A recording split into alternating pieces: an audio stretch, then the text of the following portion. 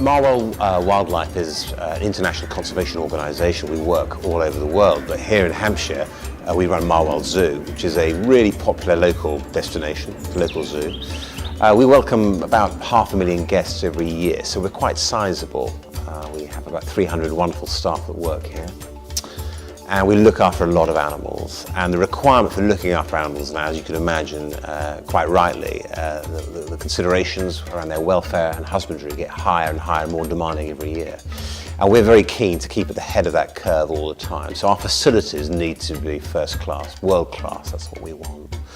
So we were repositioning ourselves in many ways about our strategy moving forward, what we wanted to do, what we wanted to achieve, and how we wanted to present ourselves to the public. And so we did a lot of work with some destination consultants, and we also used tor&co at that time to look at our spatial plan, if you like, how we're going to use the zoo to the best advantage with the public that visit us, mindful at the same time we have to operate the zoo and do that effectively. So that was a really good exercise for us to learn more about tor&co, how they work, some of the characters there.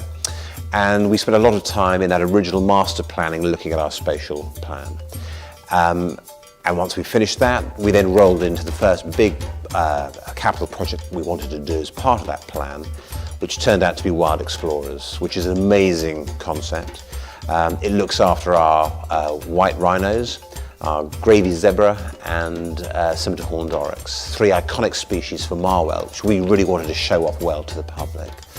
And through a course of workshops with tor&co, they distilled from us that brief, and they came up with a really appropriate solution for us.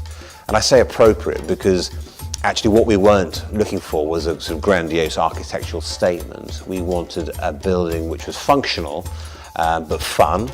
And as I remember saying, people don't come to zoos to look at buildings, but it needed to fit very much with what Marwell was about, and it needed to talk about first-class facilities. And it needed to be economical in terms of the cost to run and the cost to build. And I think that was absolutely achieved. We had a solution which was respectful to all those things. Mindful too that Marwell is effectively an ancient deer park. We've got this wonderful Grade 1 building in the middle of the zoo.